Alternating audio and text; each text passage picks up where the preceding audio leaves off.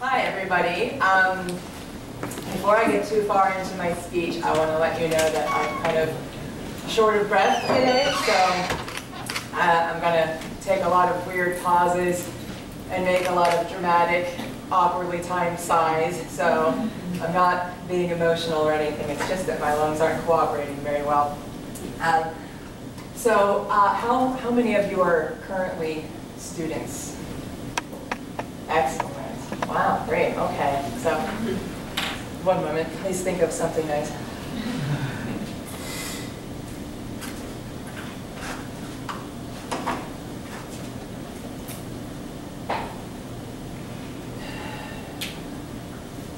should have done that before.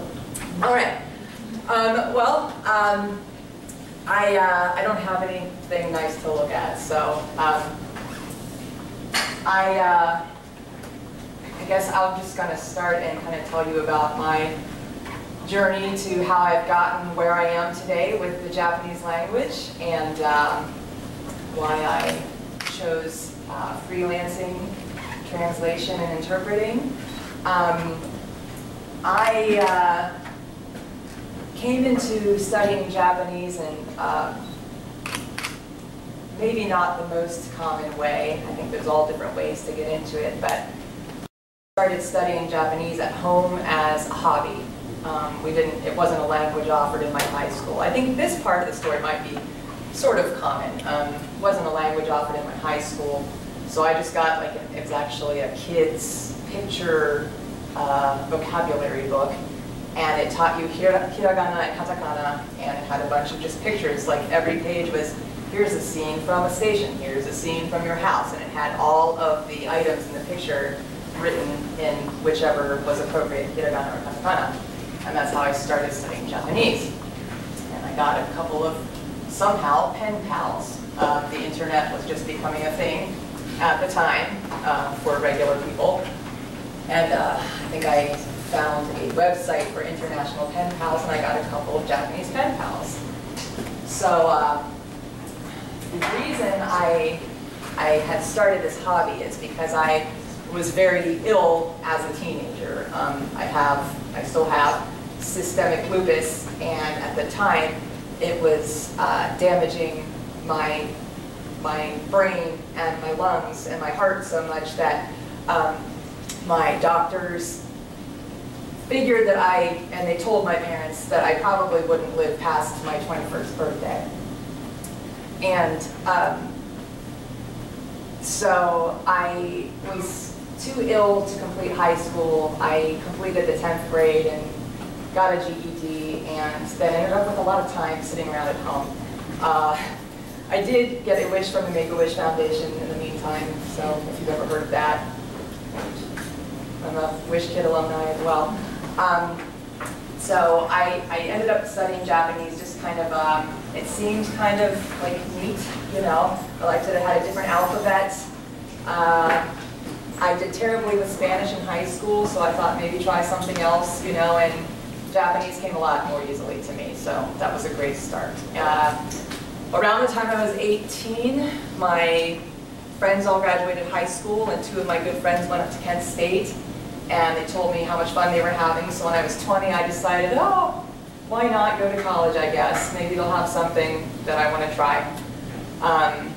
And so I found out that they had Japanese language, hooray. So I took that, and I took a couple of other really random courses that had no degree, course program whatsoever. Because not to be morbid, but really at the time, I didn't think about a future career because I didn't think I was going to be alive, so I didn't really think I needed to worry about a job, which at the time seemed kind of cool, but looking back, it was probably not too great for my parents. But anyway, so I started in the intermediate level at Kent, and at the time, now Kent State has a much broader Japanese undergraduate program. At the time, they didn't have past intermediate too, so I promptly finished all the Japanese classes that Kent had to offer at the time. And I transferred to Mount Union, and I did my study abroad at the Japan Center for Michigan Universities in Shiga Prefecture, and it was really great. At the time, Mount Union had an exchange program with only one other school, which was Kansai Gaidai, which is another fabulous place. But when I applied for Kansai Gaidai, they pretty immediately responded and said, please don't come to our school. We see you have lupus, we don't know what that is, we're scared that you're going to get sick, we're really sorry, but you can't come to our school, which was a humongous shock to me. Because, you know, here in the States, you cannot pull that kind of, you know, I want to swear here, but I won't, because I want to be professional. Like, you know, I'm brought up in the States, and like, that's not something you can do, you know, but it is in Japan, you can do that. So my advisor and current, or at the time instructor, really quickly got me set up at JCMU, to which I'm, you know, for which I'm really grateful. And it was a different experience than all my classmates had when I came back. But it was nice to be able to compare and contrast, and I got a great education in Hikone too.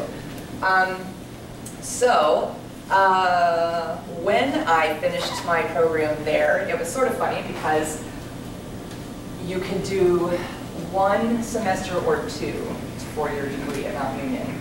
And at the time I said, well, I'll just do the 2 semesters because, you know, I'll probably never get to go back, so I'll just do the 2 so I get all the time there I can. And I did 2 semesters, and I went back to Mount Union, and I graduated with my bachelor's in Japanese. And I didn't really know when I graduated. There was still, like Keith said, at the time you didn't have this kind of event. You had not really a lot of guidance as to what you can do. Like, great, now you're semi-fluent in this language.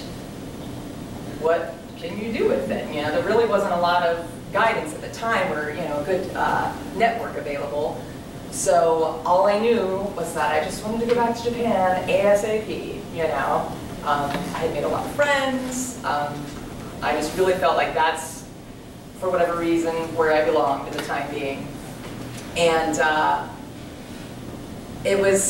I almost actually didn't stay around to finish my undergraduate, to finish my BA at Mount Union, because by this time, I guess I was 23. I was 23 when I went and did my study abroad, right? So 21 came and went.